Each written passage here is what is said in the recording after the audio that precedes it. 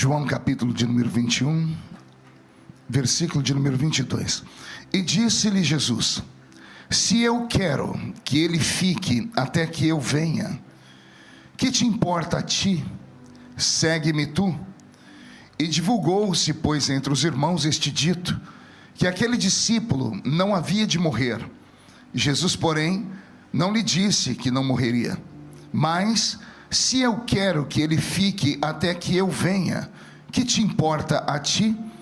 E este é o discípulo que testifica destas coisas e as escreveu, e sabemos que o seu testemunho é verdadeiro. Amém, igreja? Amém. Livro do Apocalipse, capítulo 1 do livro da Revelação. Apocalipse capítulo 1, versículo de número 10. E eu fui arrebatado em espírito no dia do Senhor, e ouvi por detrás de mim uma grande voz, como de trombeta, que dizia: o que vês, escreve-o num livro, e envia-o às 7 igrejas que estão na Ásia: a Éfeso, a Esmirna, a Pérgamo, Tiatira, Sardes, Filadélfia e Laodiceia. E virei-me para ver quem falava comigo, e virando-me, vi 7 castiçais de ouro, e no meio dos 7 castiçais, um semelhante ao Filho do Homem, vestido até os pés de um vestido comprido, e cingido pelo peito com um cinto de ouro. A sua cabeça e cabelos eram brancos como a lã branca, como a neve, e os seus olhos como chama de fogo, e os seus pés semelhantes ao latão reluzente, como se tivesse sido refinado numa fornalha, e a sua voz como a voz de muitas águas. E ele tinha na sua destra 7 estrelas, e da sua boca saiu uma espada aguda de 2 fios, e o seu rosto era como o sol quando resplandece na sua força. Capítulo 5 do Apocalipse, um passeio pela Bíblia hoje. E vi na destra do que estava sentado sobre o trono um livro, escrito por dentro e por fora, selado com 7 selos. E vi um anjo forte bradando com grande voz: quem é digno de abrir o livro e desatar os seus selos? E ninguém no céu, nem na terra, nem debaixo da terra podia abrir o livro, nem olhar para ele.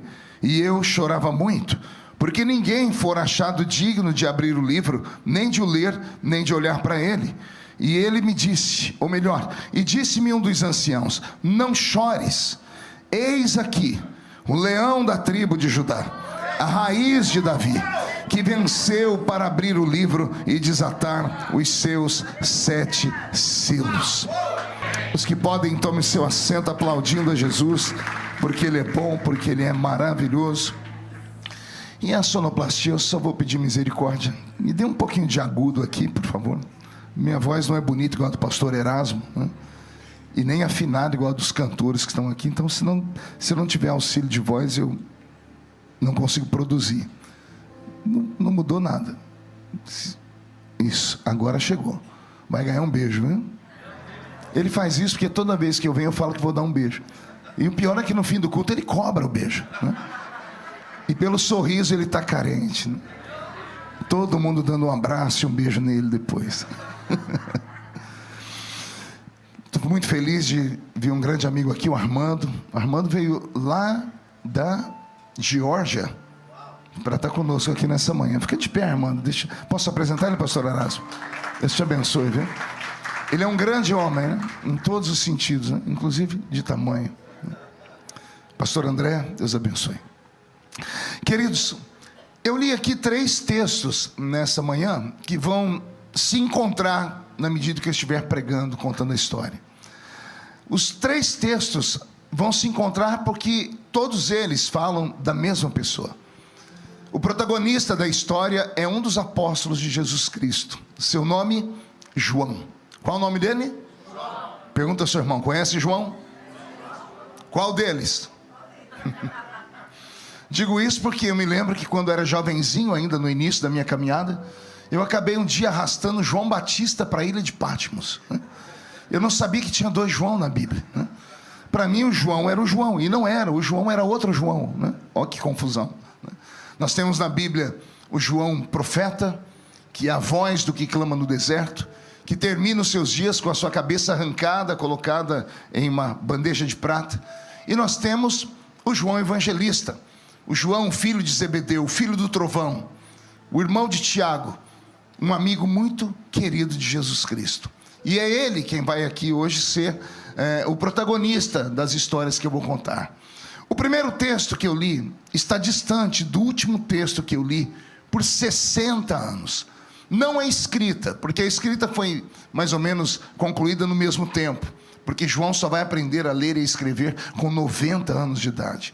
Mas as histórias estão separadas por 60 anos. Imagine você que lá em João capítulo 21, ele tinha só 30 anos de idade. E aqui em Apocalipse, no capítulo 5, ele tem 90 anos de idade. É uma caminhada ao lado do Senhor. 60 anos adorando ao eterno Deus. 60 anos de vida íntegra, de vida pura, de santidade, de comunhão. 60 anos dando os frutos e deixando para nós um legado extremamente importante. Legado é muito melhor do que herança. Você sabe disso, né? Alguns deixam herança, outros deixam legado. Herança é o que você deixa para as pessoas. Legado é o que você deixa nas pessoas. Você imprime nelas aquilo que foi parte da sua história. Esse João aqui no capítulo 21, ele está em uma reunião. Eu disse em uma o quê? Reunião. No capítulo 21 do Evangelho, Jesus está ressuscitado. Jesus saiu da tumba. Já havia aparecido a cerca de 500 testemunhas por um período de 40 dias. E nesse período de 40 dias, ao aparecer essas testemunhas, ele marcou duas grandes reuniões. A primeira está sendo realizada aqui no capítulo 21. Vai se estender para o capítulo 22. A segunda reunião, vamos atravessar o capítulo 22 e chegar em Atos dos Apóstolos, capítulo 1, que é sequencial. Então, duas reuniões o Senhor marcou. Ele não apareceu a 500 testemunhas apenas para dizer, estou aqui, tudo bom para vocês. Não, ele apareceu, testificou da sua ressurreição e marcou com eles um encontro final. E foram dois encontros. Um para os seus apóstolos e outro para todos aqueles que eram seus discípulos e amigos no seu tempo. Amém até aqui? Amém. No capítulo 21, Jesus está então com os seus discípulos, que nós chamamos de apóstolos. Eram 12, agora só tem 11, porque um havia se suicidado, Iscariotes. E Jesus conversando com esses 11, dando a eles os seus últimos ditames, mostrando para eles qual era o caminho que eles deveriam seguir dali em diante. No meio da conversa, um dos discípulos resolve interromper Jesus e fazer uma pergunta. E cá para nós, uma pergunta meio estranha, porque geralmente quem está diante do Salvador, num momento como aquele, se tivesse uma oportunidade para perguntar, perguntaria sobre si mesmo. Imagine você estando aqui, Jesus dizendo, pergunta o que você quiser, porque eu estou indo embora. Você perguntaria algo sobre si. Mas o discípulo que se levanta é aquele, né, que mais fala na Bíblia Sagrada, é Pedro. Pedro é o que mais erra, é o que mais tenta acertar. Pedro é aquele que troca os pés pelas mãos sempre. E ele vai perguntar para Jesus, eu imagino ele com a mão levantada, igual as crianças fizeram aqui, e Jesus sendo obrigado a falar disso. Pois não, o que você quer, Pedro? E Pedro diz assim, tem uma pergunta, pergunte, Pedro. E ao invés de Pedro perguntar sobre ele, Pedro aponta o dedo para um outro discípulo, e diz assim, e desse aqui, o que vai ser? Olha que enxerido, né? Desde aquela época já tinha gente que se preocupava mais com a vida dos outros do que com a sua mesma, né? Em vez de Pedro perguntar sobre ele, Pedro perguntou, e desse discípulo aqui, o que será? Jesus não gostou muito da pergunta, porque a resposta dele foi incisiva demais. Jesus disse assim a Pedro, que importa a ti que ele viva, até que me veja voltar, até que eu venha. Na tradução da Septuaginta, que é uma das traduções mais antigas, diz assim, que importa a ti que ele viva, até que me veja voltar no meu reino e na minha glória. Jesus dá esta palavra, e isso deve ter desconcertado todos ali, tanto que o próprio escritor do texto vai dizer assim, e comentou-se entre todos da reunião, que aquele discípulo não morreria. E aí o próprio escritor, que é o discípulo, diz assim: mas não foi isso que o Criador disse, não foi isso que Jesus disse. Jesus disse: que importa que ele viva, até que me veja voltar. E aí o discípulo termina dizendo: e quem escreve essas coisas testificou todas elas. Ou seja, João está falando de si mesmo, porque havia entre aqueles discípulos um que era diferente. Havia um entre eles que conquistou um espaço especial no coração de Jesus. E esse discípulo recebeu uma nomenclatura. A Bíblia diz que ele é o discípulo a quem Jesus não ouvia? Ama ou amava. Porque quem está contando em terceira pessoa. Aquele era o discípulo a quem Jesus amava. A pergunta que fica é: quer dizer então que Jesus não amava os outros? Porque ele está dizendo: esse é o discípulo que Jesus amava. Se Jesus amava esse, e os outros? Ele não amava? Amava. É que a tradução do texto ela foi forçada. Não deveria estar escrito aqui o discípulo que Jesus amava, mas o discípulo com quem Jesus tinha intimidade. A palavra amava aqui, ela aponta para intimidade. Jesus amava a todos, mas de todos os que amava, havia um com quem ele se afeiçoava mais. E a esse, a quem Jesus mais se afeiçoava, foi dado um presente, não sem antes despertar ao redor de todos os outros uma pontinha de ciúmes. Porque Pedro pergunta: por que é ciumento? Pedro está falando: e desse aqui o que vai ser? Ou seja, o Senhor preparou algo mais especial para ele do que para mim, do que para os outros? E Jesus disse: sim, o que importa a você? Porque ele é diferente. Ele foi onde ninguém foi. E quem vai onde ninguém vai, vê o que ninguém vê. E recebe o que ninguém recebe. Eu vi aqui o hino que o Roberto cantou, faz em mim algo novo. E eu me lembrei de uma frase de Albert Einstein, que disse assim: é louco aquele que fazendo a mesma coisa todos os dias, espera um resultado diferente. Albert Einstein está dizendo: se você quer algo diferente, faça algo diferente. Porque você faz a mesma coisa todos os dias, não se move, não se faz, espera que as coisas caiam do céu, não vai acontecer. É como o culto. Como é que o culto melhora? Quando tomamos uma atitude. Principalmente aqueles que vieram do Brasil, de igreja muito barulhenta, quando chegam aqui e dizem: nossa, aqui é uma friagem, o povo é tudo quieto demais, não tem fogo. Não é que não tem fogo, é que você não faz nada. Porque se você acender a sua chama aí, a chama ela incendeia. Basta um querer, basta um reagir, basta um animar. O que não pode haver é você simplesmente esperar acontecer algo novo, fazendo coisas antigas. Então esse discípulo chamado João conseguiu tocar Jesus de uma maneira diferente. E aí eu apelo para a Bíblia, pastor Erasmo. A Bíblia diz que Deus não faz acepção de pessoas. Sim ou não? Se ele não faz acepção de pessoas, por que Jesus o fez? Se Deus não faz acepção, por que sobre João Jesus fez? Segregou ele, separou ele. E aí vamos entender. Deus não faz acepção para salvar. Para salvar, ele salva todos: o grande, o pequeno, o gordo, o magro, o feio, o bonito, o branco, o asiático, o negro. Porque a salvação é para todos. Deus amou o mundo, não foi um grupo. Então a salvação é para todos. Deus não faz acepção para salvar, porque a salvação é a única coisa que vem de graça do céu. De graça para nós, porque custou um preço mais alto do que ouro e prata, que foi o sangue de Jesus. Então a salvação é gratuita. No reino, anote, a única coisa de graça que você vai receber é a salvação. O que passar da salvação custa um preço. E custa um preço caríssimo.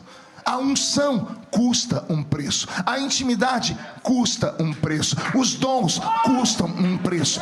Glória custa um preço. Então nós temos que ter a disponibilidade de pagar o preço por isso. Deus não faz acepção para salvar, mas para usar, para destacar, para erguer, para levantar e enviar alguém. Aí não é de qualquer jeito. Imagina, nós estamos todos no mesmo culto, sim ou não? Ouvimos os mesmos louvores, sim ou não? Estamos ouvindo a mesma pregação, sim ou não? Por que uns dão glória a Deus e outros ficam dormindo? Se a palavra é a mesma, Por que um salta e o outro fica quieto? Ah, pastor, é temperamento. Não, não é temperamento, é sensibilidade. E a questão da sensibilidade, ela tem que ser atinada. Você tem que ativar ela dentro de você. E como é que eu ativo, Senhor? Você tem que meditar. Não basta trazer o corpo pesado, se jogar aí nessa cadeira, cruzar os braços, botar essa desgraça desse chiclete na boca e ficar olhando o pregador como se ele fosse o gênio da lâmpada. Isso não acontece nada. É preciso entrar aqui dentro e se postar em atitude de adorar. Eu disse isso em janeiro, quando vim entrar na igreja. Qualquer um entra. Quero ver entrar no culto. Eita, um entendeu, vou falar de novo. Entrar na igreja, qualquer um entra. Até cachorro entra. Fizeram até uma piadinha no Brasil. Por que o cachorro entrou na igreja? Porque a porta estava aberta. Então entrar na igreja não é mérito para ninguém. Eu digo isso porque aqui não tem, porque aqui é todo mundo santo. Mas lá onde eu pastoreio, tem uns crentes, quando termina o culto, diz: o senhor está muito bravo, o senhor tem que dar graças a Deus que eu pelo menos vim aqui, a sua igreja está cheia, olha dos outros. Eu falo: não, senhor, eu não quero quantidade, eu quero qualidade. Não basta entrar aqui dentro um amontoado de pessoas que não sabem o que estão fazendo, nem o que vieram fazer. Aqui não é como o seu trabalho, que você vai picar cartão para mostrar a cara para as pessoas. Não, aqui é um lugar de você se encher da graça. E para se encher, você tem que desejar, tem que pedir, tem que se entregar. Ah, meu Deus. Olha aí, Jesus tinha 12. Os 12 eram importantes, sim ou não? Eles são chamados de apóstolos, sim ou não? E a nossa fé é uma fé apostólica, ou não? Eles são importantes para a igreja? O apóstolo Paulo, escrevendo a carta aos Gálatas, disse: esses são os pilares da igreja, os pilares da fé cristã. Então devemos respeito aos apóstolos, sim ou não? Agora, se são tão importantes, eu vou pedir para você fazer um exercício agora. Traga com os seus lábios para mim o nome dos 12 de cor agora. Vai lá, e eu vou lendo aqui os lábios. Isaías não. Malaquias também não. Eu fiz isso de propósito. Olha como a mente da gente trava. Se eu conseguir aqui uns 2 ou 3 capazes de contar de cor, 4 é muito. E é natural isso. Se são tão importantes, por que a gente não lembra? A gente lembra o nome do Monte Horebe. A gente lembra lá na Bíblia de coisas do Velho Testamento, que quando alguém fala, ativa a sua memória na hora. E por que nós não conseguimos lembrar do nome dos 12? Pergunte para mim: por que não, pastor? Só lembramos aquilo que nos toca. Só lembramos aquilo que faz diferença. Só lembramos aquilo que nos chama a atenção. E embora a vida dos 12 seja extremamente importante, lindas e maravilhosas, tem 9 deles que raramente nos toca. Mas tem um trio, que eu chamo de trio parada dura, que toda vez que alguém lembra de um, é automático, você tem que falar o nome dos outros 2. Qual é o nome deles? Olha aí, por que desses você lembra? Pergunta para o seu irmão: por que você lembra deles? Pergunte para mim: por que eu lembro, pastor? Porque são os 3 que mais fizeram coisa errada. São os 3 que mais Jesus puxou a orelha deles. É sério.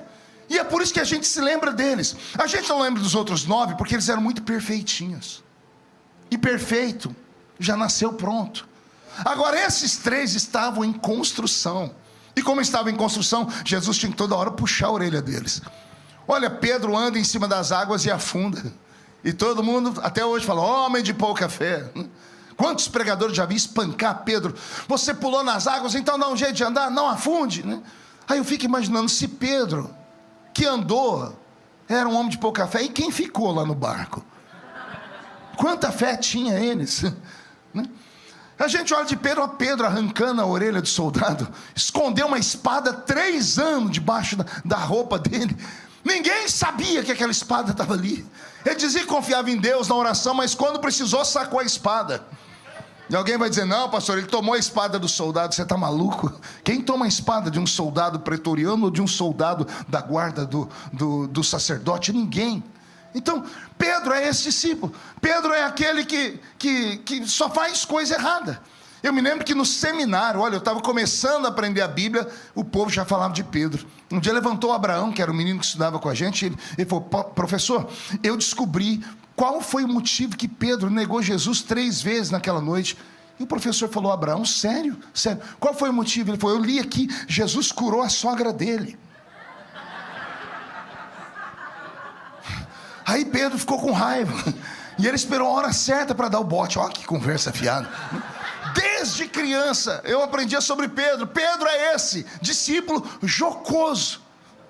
É o discípulo que quando Jesus vai lavar os pés dele, ele esconde os pés.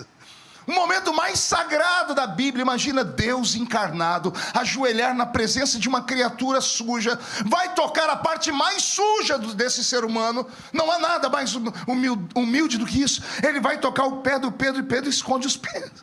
Jesus, para, o que você está fazendo? No meu pé o senhor não toca não. E Jesus disse, se eu não lavar os seus pés, você não tem parte comigo.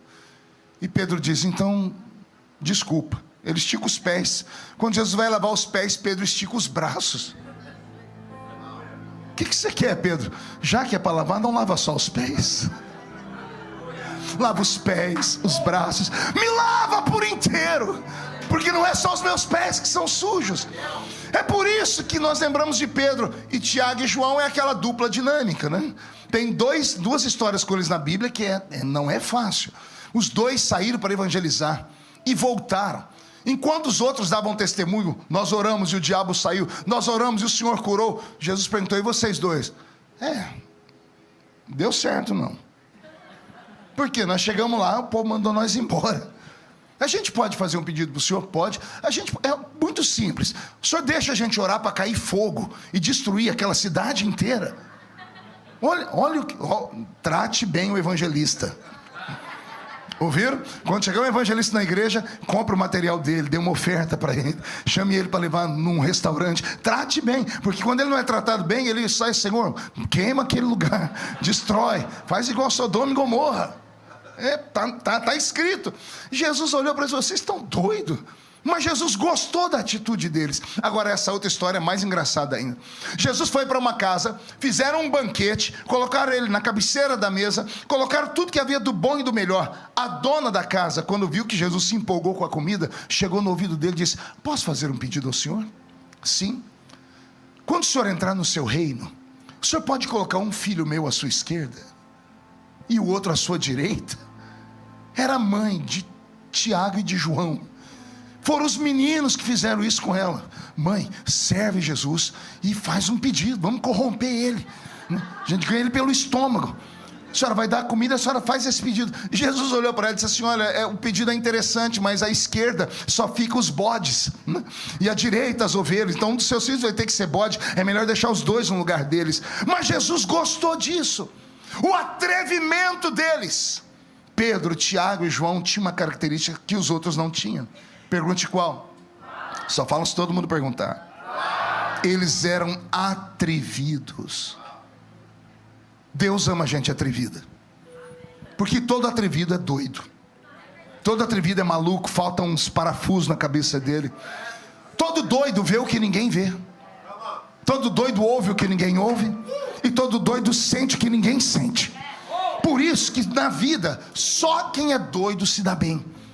Os tímidos quase não conseguem caminhar. Os fleumáticos não conseguem caminhar. Mas se você pegar uma pessoa expansiva, colérico, ainda mais se for colérico sanguíneo, sai da frente, ele te atropela. Porque ele tem gana nos olhos. Deus ama quem tem gana nos olhos. Deus ama quem tem atitude. Deus tem dificuldade em lidar com pessoas tímidas, com pessoas fleumáticas. Deus tem dificuldade em lidar com pessoas covardes. Porque o covarde, ele é capaz de amarrar a mão de Deus, porque ele não acredita em si mesmo.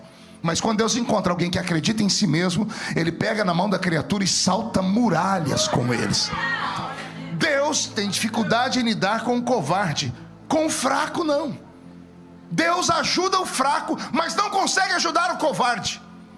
Deus não procura em você força, Ele procura em você atitude. Se você acha que eu estou falando demais, chegando no céu, pergunte para Davi se ele tinha força para encarar Golias. E ele vai dizer, não tinha força, mas tinha vontade. Pegue esta chave para você, vire ela na sua mente. Deus ama quem tem vontade. Pode ver que a primeira coisa que acontece com uma pessoa em depressão profunda é perder as vontades.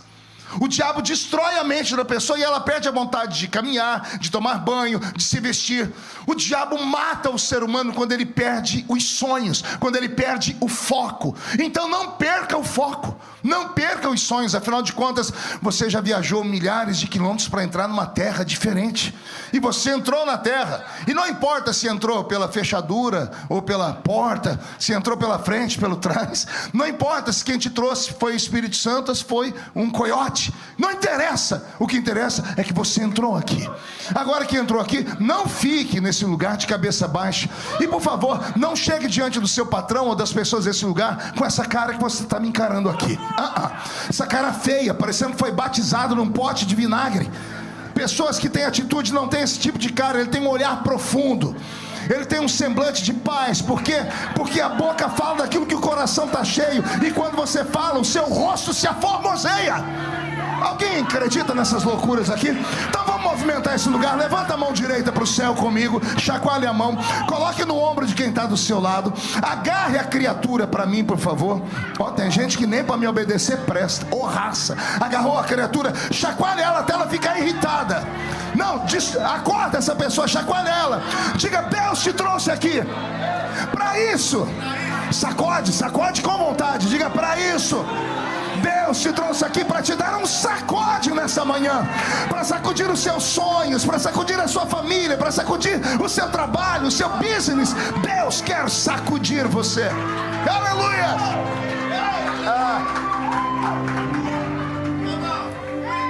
Jesus tinha 12, Erasmo, e dos 12 ele tinha 3. E esses 3 se tornaram tão amigos dele que somente esses 3 puderam estar ao lado de Jesus em algumas situações. Alguém lembra de um velório de uma criança que estava dentro do quarto morta? E quando Jesus chegou na casa dela, entrou no quarto. Quando viu a criança morta, até o Salvador tremeu. Ele saiu do quarto e chamou o pai e a mãe, porque pai e mãe acreditam em qualquer coisa, principalmente quando o filho está morto. E eu sei disso por experiência própria. Quando eu enterrei o meu filho, se alguém chegasse e falasse para mim: faz isso que ele vai ressuscitar, eu faria. Então pai e mãe entraram no quarto porque estavam prontos. Aí Jesus olhou para a galera dele, os 12. Ele falou: não pode entrar todo mundo aqui, porque eu conheço eles. Todos são especiais, mas nem todos estão preparados para vir aqui. Aí Jesus chamou só 3. Qual o nome deles? E lá entra o trio parada dura com Jesus dentro do quarto. Está Jesus, os 3, o pai e a mãe chorando, acreditando. Jesus com esses 3 ao redor da cama e a criança está morta. Queridos, uma coisa é você ir no enterro de um adulto, de um velho. Outra coisa é você ir no enterro de uma criança. É anormal, é fora da normalidade. Choca que dá dúvidas, a gente começa a questionar a vida. Jesus olhou para aquela criança e o corpo humano dele tremeu. Ele precisava de pessoas que estavam ali no mesmo nível de fé para acreditar que o sobrenatural poderia acontecer de fato. A morte estava dentro daquele quarto, Erasmo. Tanto que esta ressurreição, Jesus não vai fazer de maneira simples. É diferente das outras ressurreições da Bíblia. Jesus vai usar 2 palavras em aramaico. Ele vai gritar, não com a menina, mas com a morte. Ele vai dizer: Talita cumi. E tem gente que até hoje acha que Jesus está chamando a menina pelo nome, Talita, e o nome dela não era Talita. Jesus não está falando Talita cumi. Ele está dizendo: eu passei a madrugada orando, coberto com o talit, que é aquele pano que o judeu coloca na cabeça para orar, que tem 613 cordinhas aqui embaixo. Somente um rabino, quando vai orar com muita intensidade, usa isso.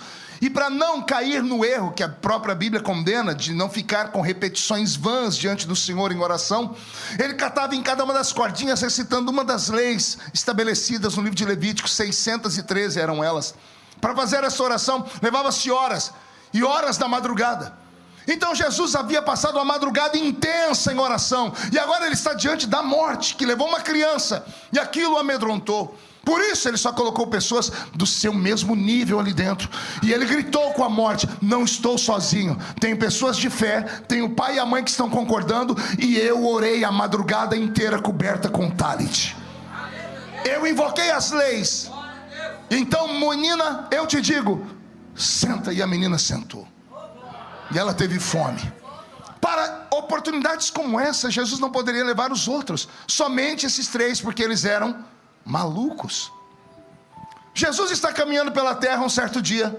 Ele para, numa epifania, ele ouve vozes, e ele para e diz assim aos seus discípulos: vocês vão ficar aqui, e eu vou subir aquele monte ali, o Monte Tabor, o Monte da Transfiguração.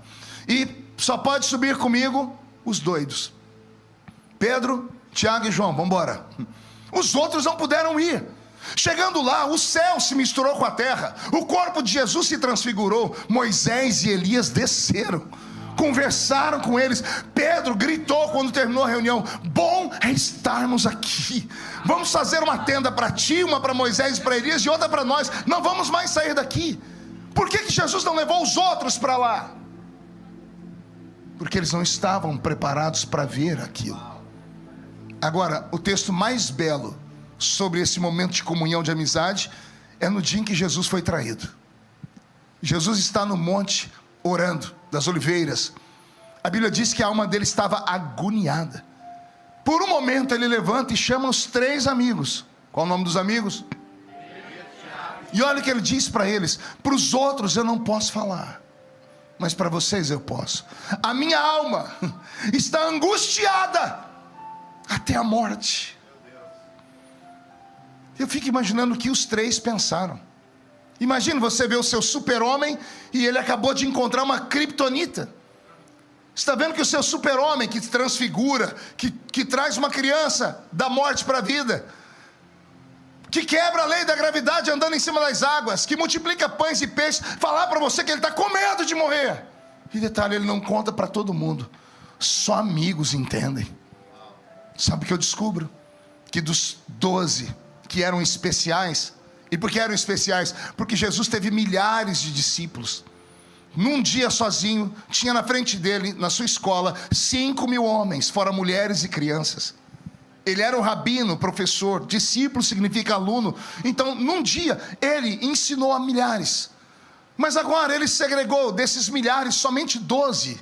Esses 12 passaram no teste, se tornaram seus fiéis escudeiros. Então eram especiais. Todos eles eram especiais, sim ou não? Sim. Só que dos 12 ele tinha 3. Porque esses 3 saíram da especialidade e se tornaram amigos. Mas dos 3 teve um que quis ir mais longe. O seu nome? João. E João se tornou íntimo. E como foi que ele se tornou íntimo? Só tem um texto na Bíblia, esse texto é até perigoso, porque a Bíblia diz que João reclinava a cabeça, onde? No peito de Jesus. Por que é perigoso? Reclinar a cabeça no ombro, dá certo, você está do lado da pessoa, encosta. Como é que alguém coloca a cabeça no peito de alguém? João quebrou leis, e uma das leis, uma das mais severas leis para os judeus, era que homem não tocava em homem. A punição era a base de pedradas. A pessoa morria, era assassinada. Esse João vai e cria um nível de intimidade com Jesus tão grande, que ele coloca a cabeça no peito do Salvador. Quando alguém coloca a cabeça no peito de alguém, só tem 2 coisas para fazer: ou você empurra, ou você abraça. Porque não dá para ficar com a mão assim para baixo. A pessoa está aqui. Então Jesus não empurrou, Jesus abraçou. Jesus percebeu que João queria algo que os outros, se queriam, não tinham coragem de falar. João foi onde ninguém foi, e por isso se tornou o discípulo a quem Jesus tinha intimidade, o discípulo a quem Jesus amava. O que o senhor quer dizer com isso, pastor? Eu estou pregando só para especiais nesta manhã. A notícia saiu, isso aqui podia estar lotado de gente, mas só vieram os especiais. Aqui na Flórida parece que somente aqui perto da região de Orlando para cá são 300 mil brasileiros. Mas Jesus só tem esses especiais aqui. Todos os que estão aqui são especiais. Pode ficar feliz, se a trombeta tocar agora, você vai. Se não for, dá um grito que eu te dou a minha carteirinha para você ir no meu lugar. Porque você acordou de manhã para vir me ouvir. Isso é sinal que você é especial. Se você é especial, é porque Deus viu alguma coisa em você que ninguém viu ainda. Só que a proposta desta manhã é que você pode ir além da especialidade. Você pode se tornar amigo. Ou você pode se tornar íntimo do Criador. Pastor, mas existe isso mesmo? Existe. Quer ver? Vou provar agora.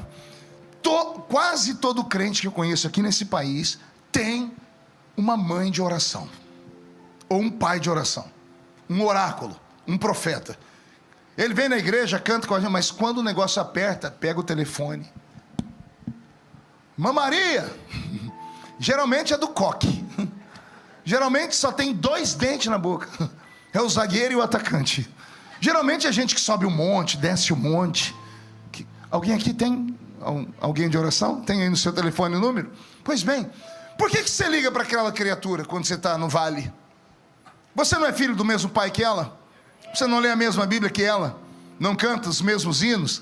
Não crê no mesmo Cristo? Não vai para o mesmo céu? Não é filho? Você é filho igualzinho. Mas por que você liga para ela? Ou para ele? Porque nós sabemos que existem pessoas que parece que têm um caminho mais curto para o coração de Deus. Parece que a gente tem o WhatsApp, essas pessoas parecem ter um contato imediato, né? A gente até liga no telefone de Deus, mas a senhora que está fora de área, não atende, cai na caixa postal. Essas pessoas ligam e Deus responde na hora. O que elas têm? Intimidade. Como é que se conquista intimidade? Tem que caminhar junto. Tem que ter tempo de mesa junto. Tem que se revelar, se abrir. Tem que amar e desejar. A caminhada com Deus é a mesma desde a Bíblia Sagrada, desde os primórdios. Tem um homem que andou tanto com Deus que Deus o tomou para si. Enoque. Esse é o caminho de quem caminha com Deus. Quanto mais perto de Deus você ficar, mais parecido com Ele você vai ficar. E o contrário também é verdadeiro. Quanto mais perto dos homens você ficar, mais parecido com os homens você vai ficar. A escolha e a decisão é nossa. Eu conheço brasileiros que estão aqui há 500 anos e não falam inglês ainda. Por quê? Optaram em ficar perto dos brasileiros. Você fica perto de alguém, você fica parecido com ele. Vai só falar português. Mas se a pessoa se dedicar e ficar mais perto de americanos, é automático, vai ficar parecido com americanos. Vai começar a pegar a cultura deles, está entendendo? É isso que Deus quer de você nessa noite, ou nesta manhã. Ele quer saber até onde você quer ir com Ele. Já deixo explicado, aqui você já está salvo, está tranquilo, pode voltar para sua casa, para o seu business, vir aqui de domingo, traz a sua oferta, o seu dízimo, cantar, amém, você vai para o céu. A pergunta é, você está satisfeito com isso? Principalmente quem é curioso, né? Quem lê livros, quem lê a Bíblia, quem ouve pregações, fala assim, como é que tem alguém usado daquele jeito? Como é que tem alguém que cura? Como é que tem alguém que canta e o céu desce? Olha como é interessante, nós estamos na igreja, vemos pessoas sempre cantar. Tem pessoas que cantam, várias pessoas cantam a mesma música, só que um canta e a gente fica assim, uau, que voz, que técnica, que afinação. Aí vem outro e canta a mesma música, não tem técnica, não tem afinação, mas a gente pula, arrepia o corpo, a gente chora, a gente sente, a gente fala, como pode? É a mesma música. E aí tem gente que diz assim, não, o que faz a pessoa pular é o ritmo do forró que o Erasmo cantava, agora ele tá worship agora, né? Mas quando ele era do manto, do divisa, né? Aí alguém fala assim, não, o fogo cai porque é sanfona, é pandeiro, é forró. Não tem nada a ver com o estilo, tem a ver com o vaso. Não é o estilo da música que faz a pessoa ir ao céu, voltar, gritar ou pular, é quem está interpretando. Porque o adorador tem intimidade com o Criador. Consegue entender isso? Deus quer que você tenha um nível de intimidade maior com Ele aqui nessa manhã. E isso é sim possível. Que importa que Ele viva até que me veja voltar. Quando Jesus disse isso, Jesus liberou sobre João uma palavra que eu chamo de promessa. Chamo do quê? E quem foi que fez a promessa? Pedro, Tiago, Felipe, Bartolomeu, André? Não.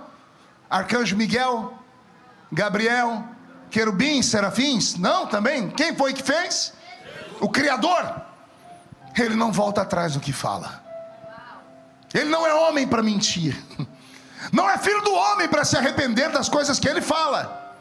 Então quando Jesus olhou para João e disse: que importa que ele viva, a palavra do Senhor se tornou um manto que cobriu João e transformou João em um ser imortalizado enquanto aqui vivesse. A morte não tinha poder sobre ele. Depois que Jesus disse: que importa que ele viva para me ver voltar, Jesus blindou João. Veio sobre ele uma unção tão poderosa que a morte não conseguia arranhar o corpo dele. Num tempo em que a própria palavra diz que o viver do homem era 70, 80 anos, e o que passar disso, enfado e cansaço, João vai viver 90 anos. Um homem que vive 90 anos, naquela época, era o homem mais infeliz do mundo. Pergunte por quê? A expectativa de vida era curta, as pessoas morriam cedo, não havia medicina como temos hoje. As pessoas morriam com 30, 40, 50 anos. Maria é desposada por José quando ela tinha 13 anos de idade. Uma mulher com 25 anos de idade era avó. As pessoas tinham uma vida curta, numa época em que as pessoas tinham que assistir, porque é o ciclo da vida. Você vê os seus amigos indo embora, seus parentes, você vai embora também, mas tem que ter alguém para cuidar de você. Não sobrou ninguém para cuidar de João. Nem pai, nem mãe, nem irmãos, nem tios, nem primos, nem amigos. Todos da época dele morreram, todos. Ele era um ser isolado do mundo. E não é que ele não queria morrer, ele não podia, porque havia uma promessa sobre ele. Meu corpo arrepiou agora. Aleluia. Havia uma promessa sobre ele. E quem fez a promessa não foi homens, foi o Salvador. Essa é a segunda chave dessa manhã. Eu estou pregando para homens e mulheres especiais, que podem ser amigos íntimos, e também para homens e mulheres que têm uma promessa. Uma promessa violenta, uma promessa gigante. E quem tem uma promessa de Deus nesse nível não pode ficar triste, não pode desanimar. Você está proibido de entrar em depressão profunda, porque você está marcado. Aquele que fez a promessa vai cumprir ela, mais cedo ou mais tarde. Tudo vai depender de você, vai depender da sua atitude, vai depender da forma como que você olha o seu futuro, se você crê ou não crê. Porque a promessa, ela precisa inspirar a sua fé. E o que é a fé? É você ver aquilo que não existe como se já existisse. Como assim, pastor? É você olhar para o seu pé, que você não tem um sapato bonito, e falar: eu vou estar usando o Louis Vuitton, daqui a pouco já vejo o Louis Vuitton no meu pé. Isso é a fé, você enxergar. Por quê? Porque é uma promessa sobre a sua vida. Quem tem promessa de Deus sobre a sua vida está imortalizado até a promessa se cumprir. Anote: se você tem uma promessa de Deus sobre a sua vida, não tem Covid, não tem câncer, não tem AIDS, não tem acidente, não tem imigração, não tem dor que possa arrancar você da normalidade, fazer você se suicidar. Nada. A morte está proibida de tocar você, porque Deus não é homem para mentir. E aí Jesus no Novo Testamento, ele endureceu a lei, né? Ele gritou assim: sobre o que eu falo, anote aí, passa o céu, passa a terra, mas o que eu falei não passa jamais. Será que você sente ele aqui para agradecer? É uma promessa de Deus sobre a sua vida, e ela vai acontecer. Pastor, se vai acontecer, por que não aconteceu ainda? Porque toda promessa passa pelo teste do tempo. E toda promessa depende da perspectiva, da visão divina e não da sua. Porque vem o profeta e fala: vou te levantar, vou te usar. A gente sonha com uma planície. A gente sonha aqui do lado algodões, doce, tudo colorido, né? A gente pulando, flutuando e chegando lá na faixa de chegada com anjos para tocar a trombeta. Quando Deus faz uma promessa, a gente acredita mesmo que vai chegar, mas a gente sonha num nível de paz. E não há paz quando Deus faz promessa, porque Deus não faz promessa para covarde, Ele faz promessa para guerreiros. E guerreiro é forjado para a batalha. O caminho que Deus falou da promessa pode até estar tranquilo. Aí vai Deus e cava um buraco. Aí a terra que ele tira e fez o buraco aqui, ele faz uma montanha ali na frente. Aí ele faz você ir para cima e para baixo como em uma gangorra. Aí ele começa a usar todo mundo que está ao seu lado para te atormentar, para te aporrinhar, para arrancar de você a sua fé. E é nessa hora que você tem que mostrar se você acredita ou se você não acredita. Porque aquele que acredita, ele dá um jeito e vai chegar lá. Posso te dar um conselho? Não deixe ninguém se meter entre você e a promessa que Deus te fez. Não deixe palavras negativas, não deixe circunstâncias. Por que não, pastor? Porque quando Deus te prometeu, Ele sabia tudo que você ia passar, ou não? Sabia ou não? Então Ele sabia que você ia cair, você ia tombar, ia perder o casamento, ia perder tudo. E mesmo assim Ele fez a promessa. Se Ele fez a promessa é porque Ele sabia que mesmo passando por tudo isso, você ia alcançar ela lá na frente. Mas você para ouvir os outros. Não, você não vai mais, acabou tudo, uma vírgula. Acaba o que o homem dá, o que Deus dá não acaba.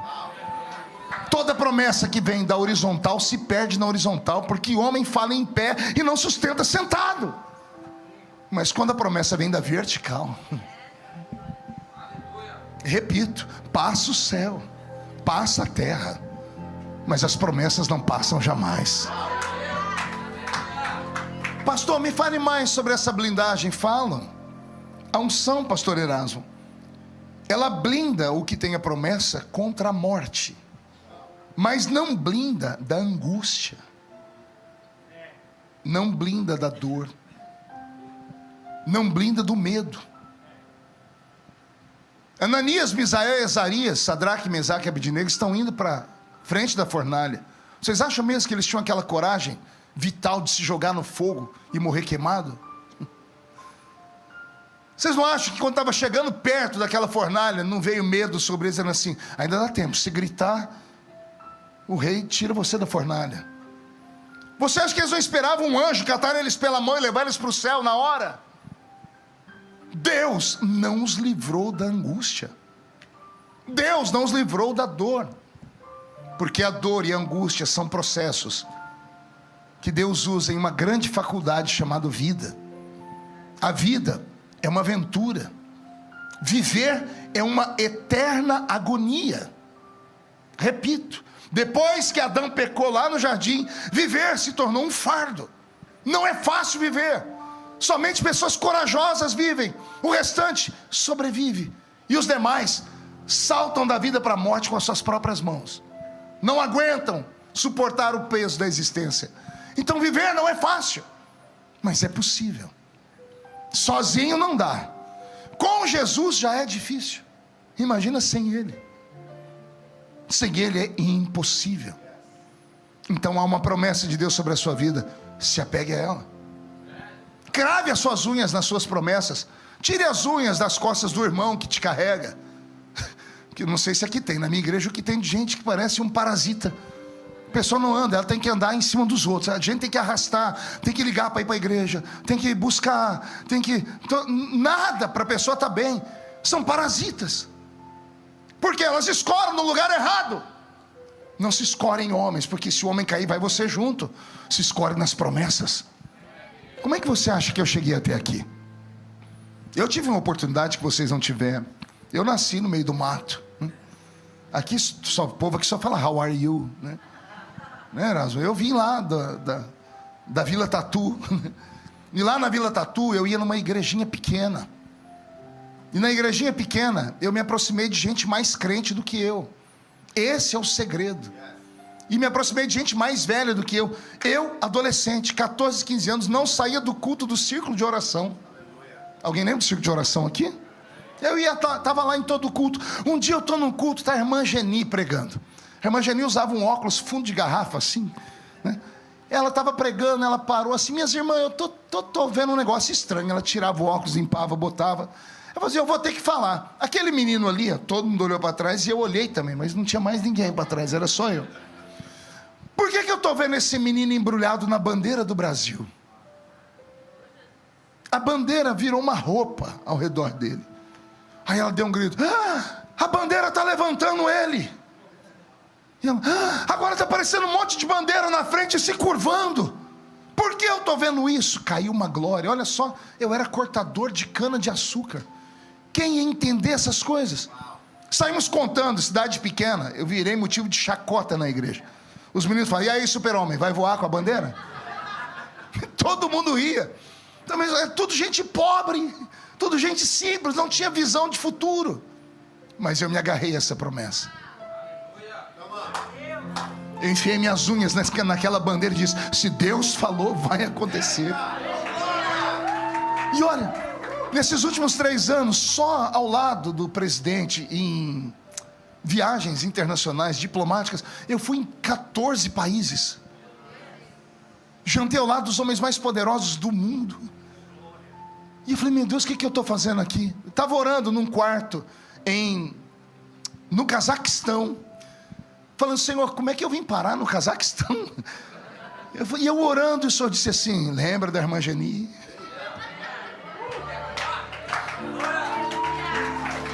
Eu me emociono, porque naquela época parecia loucura, mas Deus vê o que nós não vemos.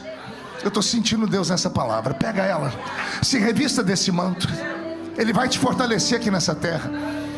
Não olhe as circunstâncias, não olhe para a esquerda, não olhe para a direita, não olhe para o momento, olhe para frente. Se o Senhor falou que vai plantar asas em você, Ele vai plantar asas em você. Se Ele diz que vai, Ele vai fazer, porque Ele não mente. Ele não mente. Promessas feitas por Deus não se dissolvem. Me converti. Perdoa o horário, pastor, estou sentindo Jesus aqui. Vou falar. Quando eu me converti, eu orei pedindo a Deus uma família, porque eu me converti com 13 anos. A gente morava em 12 pessoas dentro de 2 cômodos, e eu não tinha pai. No meu registro, o nome do pai é um tracinho. Um dia eu fui abrir uma conta no banco, o infeliz do homem do banco debochou de mim. Ele falou: qual é o nome do seu pai? Eu disse: Tracinho. Ele falou: é Tracinho do quê? Ele achou que o nome do meu pai era Tracinho mesmo. Ele perguntou qual era o sobrenome dele, vontade de torcer o pescoço dele. Eu disse: não, eu não tenho pai. Filho de mãe solteira. Hoje é normal, gravidez independente, hoje é cult. 50 anos atrás, vergonha.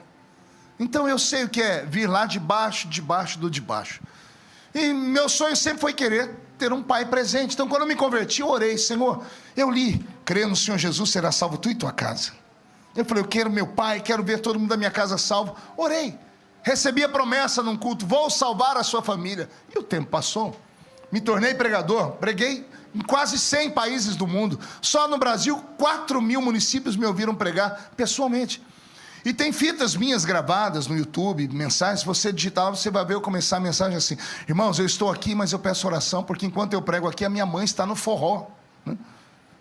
Quantas vezes eu vim aqui e falei: irmãos, ore pela minha mãe, para Jesus salvar ela. Minha mãe ia para as quebradas, e eu pregando, filho único. Ganhei milhares de pessoas ao redor do mundo, e a minha família não era crente. E não tem 2 anos que eu batizei a minha mãe. É mole. E eu nem sabia, eu estava viajando, cheguei um dia de viagem, a pastora que cuida da nossa igreja falou: pastor, preciso dar uma notícia para o senhor. Eu falei: qual? Temos uma candidata ao batismo. Eu falei: quem é? Lúcia Maria Feliciano. O senhor conhece a minha mãe? Sim, é sua mãe, mas o que deu na minha mãe? Eu falei: nós estamos indo evangelizar ela, fazendo culto dentro de casa. Ela entregou a vida para Jesus, pegou as imagens, escondeu, queimou, agora é só Jesus. E eu batizei a minha mãe. Crê no Senhor Jesus, será salvo tu e tua casa.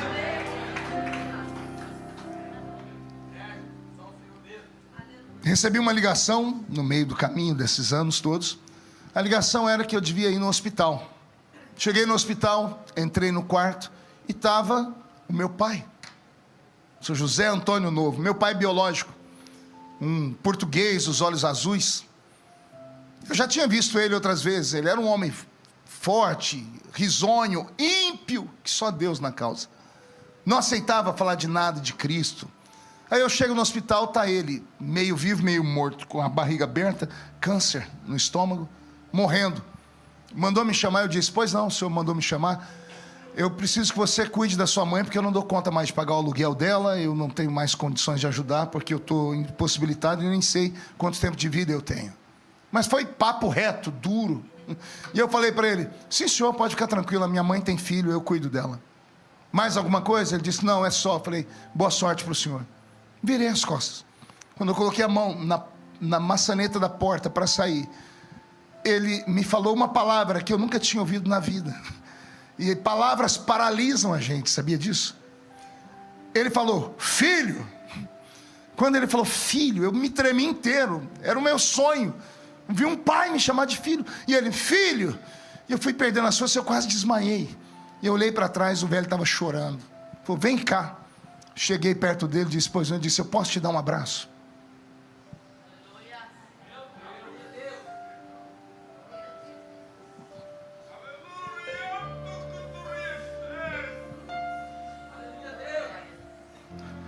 Foi o único abraço que eu recebi do meu pai. O único. Se eu pudesse voltar no tempo, Erasmo, eu ia congelar aquele momento. Desculpa, irmãos.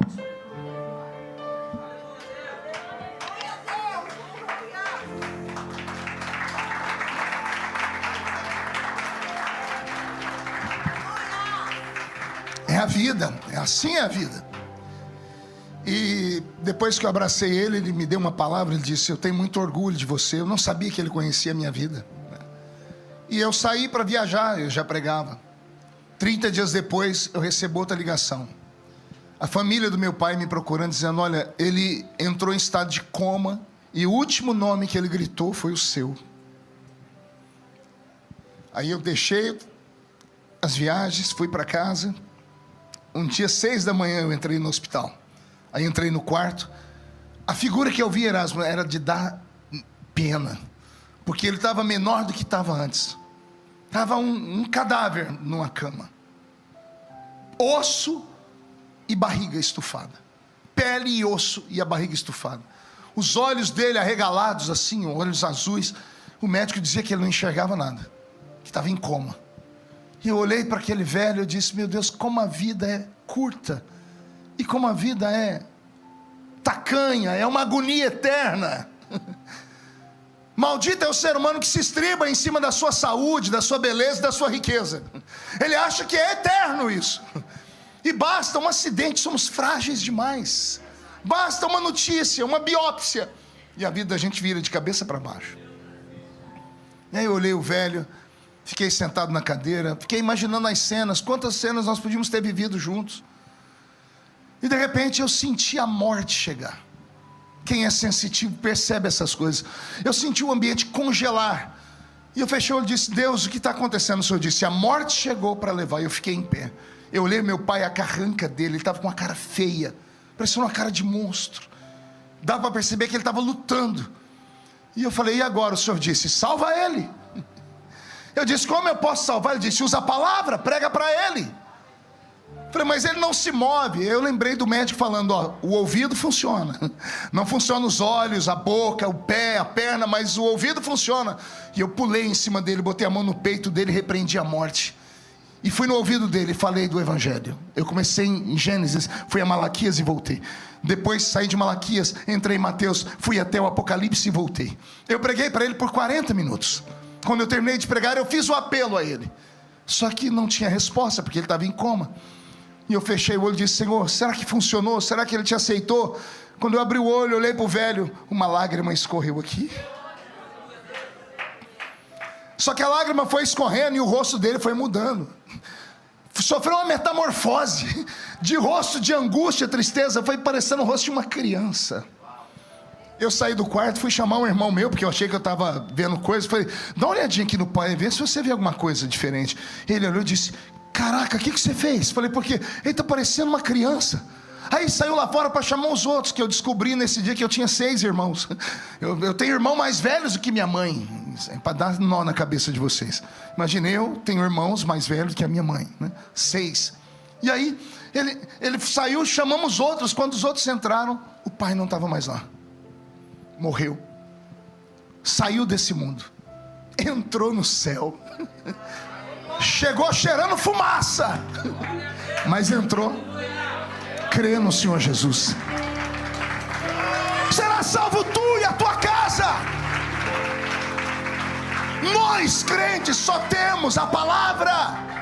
Se apegue à palavra, se apegue às promessas. Crave suas unhas em cada uma das promessas que você recebeu. E vou dizer mais: o problema não é seu das promessas se cumprir, é dele. Não me fulmina, Senhor, não me fulmina. Porque foi Ele que falou, André. Você estava quieto no culto, você estava em casa, lendo a Bíblia, ouvindo louvor. De repente queimou a palavra. Você diz: Deus está falando comigo. Não foi você que chamou, foi Ele que te chamou. Se Ele diz que vai fazer, vai fazer, vai acontecer. E agora a parte mais linda: quando Ele traz um profeta para falar disso, é porque está chegando a hora. Está chegando a hora. Pegue a palavra, põe dentro da sua alma, se apegue a ela. Ah, meu Deus.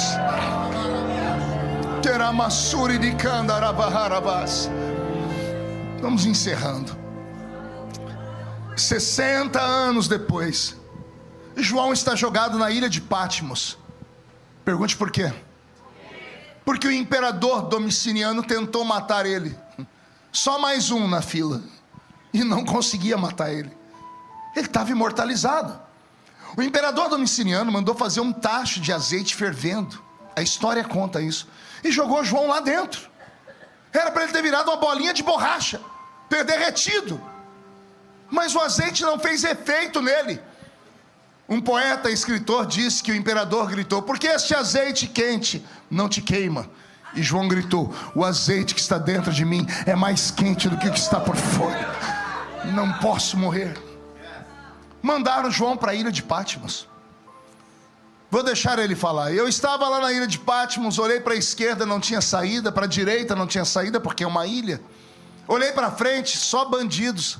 Olhei para trás, o mar fechado, portas fechadas para frente, para trás e para os lados. Aí João vai ensinar a gente que para o crente, quando todas as portas se fecham aqui embaixo, uma porta se abre lá em cima. Ele dizia: eu caí de joelhos. Caiu como? A única forma de bater na porta do céu não é com a mão, é com os joelhos, viu? Ele bateu os joelhos no chão e ele disse: eu ouvi uma voz por detrás de mim e virei para ver quem era. E quando ele olha, ele vê um ser que ele não sabe quem é, porque se soubesse ele dizia o nome dele. Ele olhou e desenhou. Ele disse: eu vi 7 castiçais de fogo, e entre eles um semelhante ao Filho do Homem. E quando eu olhei, vi que os seus cabelos e a cabeça eram brancos como a neve, os seus olhos como tochas de fogo, os seus pés reluziam como latão de saída da fornalha. Um linho puro cortava o seu peito, ou cobria o seu peito, e um cinturão de ouro traçava o seu corpo. E da sua boca uma espada aguda de 2 fios que gritou: João, sobe para cá. João viu esse ser extraordinário. A pergunta que eu faço é: por que ao invés de ele falar eu vi Jesus, ele desenha Jesus? Quer perguntar o porquê?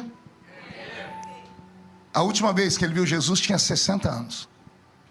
Há 60 anos atrás, Jesus tinha olhos castanhos, cabelos castanhos, 1,78, 1,80 de altura, 80 quilos, os pés furados, ressuscitado, mas não glorificado, só ressuscitado. Foi assim que João viu ele. Foi assim que João, lá no capítulo 21, recebeu a palavra da boca dele: que importa que ele viva até que me veja voltar no meu reino e na minha glória. João viu um homem subir para o céu. E agora João está diante de um homem transfigurado em Deus.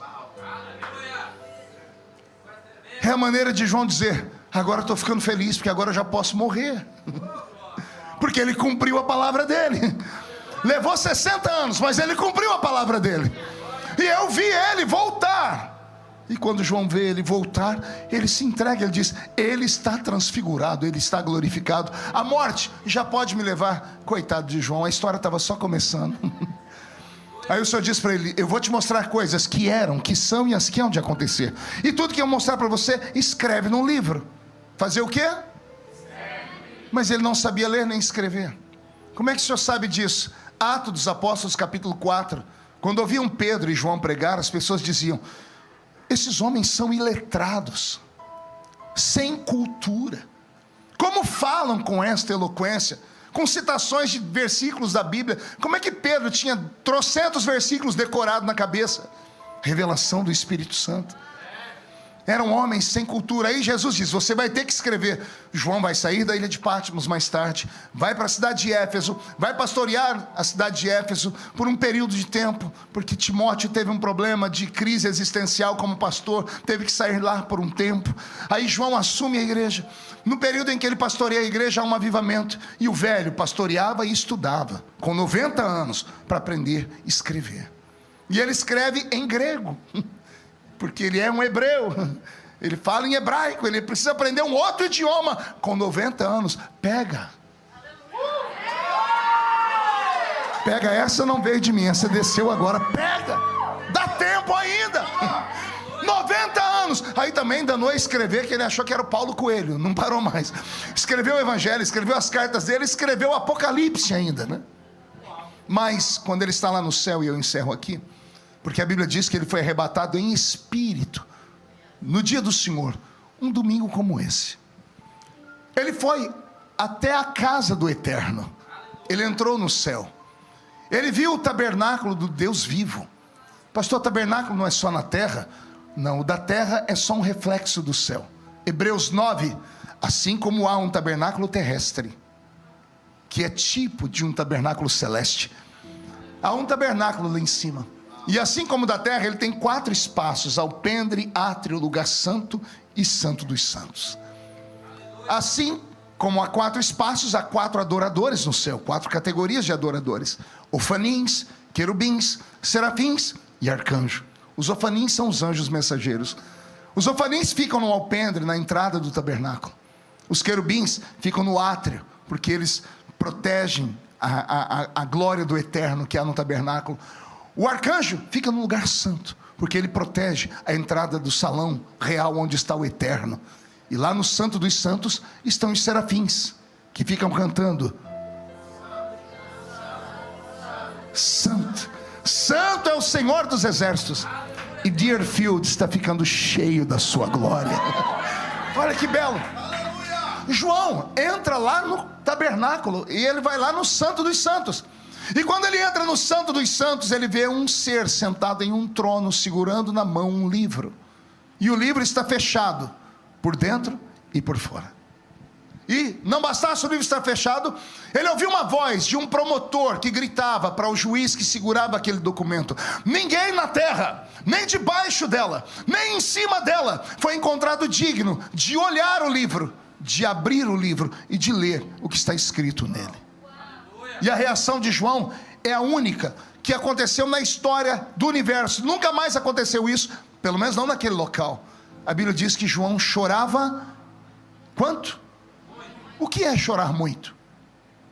É chorar copiosamente, é chorar em agonia, é chorar em desespero. O choro dele é de desespero. E isso apavorou o céu inteiro, porque ninguém nunca antes chorou no céu, e nunca mais vai chorar, porque Deus viu ele chorando e Deus criou uma lei, na hora, como lá no parlamento, a gente vê uma coisa errada, a gente cria uma lei. Deus criou uma lei, e ele disse: quando todos vierem morar aqui, eu vou esperar vocês na entrada do céu, com um lenço da eternidade na minha mão, e eu enxugarei dos vossos olhos todas as suas lágrimas. Já leram a promessa em Apocalipse? Por que Deus vai enxugar dos olhos? Porque lá não é lugar de choro. João foi o único que chorou no céu, e o choro dele provocou o céu inteiro. A pergunta é: por que ele chorava? Pergunte para mim: por que, pastor? Porque ele viu um livro fechado, sim ou não? Então ele queria que o livro fosse aberto, sim ou não? Só que a Bíblia diz que quando aquele livro foi aberto, a primeira coisa que aconteceu foram 4 cavaleiros que vieram destruir o mundo. Os 4 cavaleiros do Apocalipse. Depois, o derramamento das 7 taças, o toque das 7 trombetas. E depois, as pestes. E depois, 1/3 da terra é consumido. E depois, terremotos, maremotos, tsunamis. E o mundo, como conhecemos, é devastado. A pergunta que eu faço é: se o livro é tão ruim, não é melhor ele ficar fechado? Sim ou não? Claro que é. Mas então por que ele chorava? Porque o Apocalipse é um livro mais estranho da Bíblia. Para cada texto dele existe 10, 15 explicações, interpretações, porque ele não é um livro só do futuro. Lembra de Jesus dizendo a João: eu vou te mostrar as coisas que eram, as que são e as que hão. Então, passado, presente e futuro. Para cada texto da Bíblia, do Apocalipse, existem várias interpretações. O livro do capítulo 5 não é só um livro de coisas ruins. Ele também é o livro mais lindo escrito no universo. Oh, glória! É o livro mais poderoso escrito pela mão do próprio Deus. Em teologia alta, chamamos o livro de livro da redenção da humanidade. Nome bonito, né? Pomposo, mas a gente que é da roça não entende. O livro tem um apelido. Pergunte qual? Livro da vida. Ah, viu como se abriram? Redenção da humanidade a gente não entende, mas livro da vida a gente entende. Ah, pergunta que não quer calar: o que está escrito no livro da vida? O seu nome? De mais alguém? O meu está lá. O nome da sua família toda está lá. Então o livro da vida, ele contém o nosso nome. Só que não é só o nosso nome, porque o livro da vida, ele é um testamento. Um testamento é um documento que tem fé pública. Ele só pode ser construído por um advogado. Ele só tem validade se for lido na presença de escrivães dentro de um cartório. E só tem validade quem atestou assinar. A pessoa tem um bem ou vários bens, não quer confusão na família, então em vida chama um advogado e diz: coloca aí, a minha casa fica para minha esposa, o carro para o meu filho, e assim sucessivamente. Isso é lido diante de um cartório. Lá no cartório ele é lido, e os escrivães leem 2 vezes, para não haver erro. Tem que ter testemunhas. No final a pessoa atesta com a sua assinatura. O testamento é lacrado, é colocado em um cofre, e ele só vai ter validade quando a pessoa que tem o bem, que está ali dentro como herança, morrer. Amém até aqui? Amém. Encerrando, o livro da vida é um testamento. E João entendeu que era um testamento. Ele leu o que estava escrito lá. Ele viu o nome dele na frente, o prêmio: vida eterna. Na frente do seu nome está escrito vida eterna. No meu também. Pastor, se está escrito vida eterna, por que João chorava? Porque entrou um promotor, um advogado do Estado, para defender o Estado. Entrou gritando: ninguém pode abrir o testamento. E ele começa a dizer quem não pode abrir. Ele diz: ninguém na terra, vivos, ninguém debaixo da terra, mortos, e ninguém acima da terra, os que vão nascer ainda. Ninguém pode abrir o livro, nem os que vão nascer, nem os que já nasceram e morreram, e nem os que estão vivos. Por quê? Porque todos pecaram e destituídos estão da glória de Deus. O salário do pecado é a morte, mas o dom gratuito de Deus é a vida eterna. A alma que pecar essa morrerá. Está determinado. O homem não pode dar o que o homem não tem. Ninguém pode abrir o livro. Não vai haver salvação. É isso que João está ouvindo lá dentro. E por isso ele chora, porque se o livro não for aberto, não tem culto domingo de manhã aqui, não tem louvores, não tem palavra, não tem unção, não tem fé, não tem esperança. Então ele diz: se o livro não está aberto, não há o que fazer. E ele chora. E quando ele está chorando muito, a porta do Santo dos Santos se abre de novo, e vem um ancião, um outro anjo, um outro advogado, e chega e diz: João, não chores, João. Eu imagino João falando: como não chorar? Você já mora aqui, eu nunca vou poder morar aqui, o livro está fechado. Ele diz: João, encontramos alguém que pode abrir o livro. E João pergunta: quem é ele? E o homem diz: olha quem está entrando ali. Cabelos brancos como a neve, pés reluzentes como latão que saíra da fornalha, olhos como tocha de fogo, corpo coberto com linho branco, cinturão de ouro traçado no peito. E o anjo diz: eis aí o leão da tribo de Judá, que venceu para abrir o livro e desatar os seus 7 selos. E eu termino dizendo: que importa que ele viva até que me veja voltar. Transforma esta palavra para você. Fique de pé. Que importa que você viva até que todos vejam Deus cumprir na sua vida tudo que Ele prometeu. Você está blindado, você está protegido, você está debaixo de uma promessa. Sua família está debaixo de uma promessa. Seus sonhos estão debaixo de uma promessa.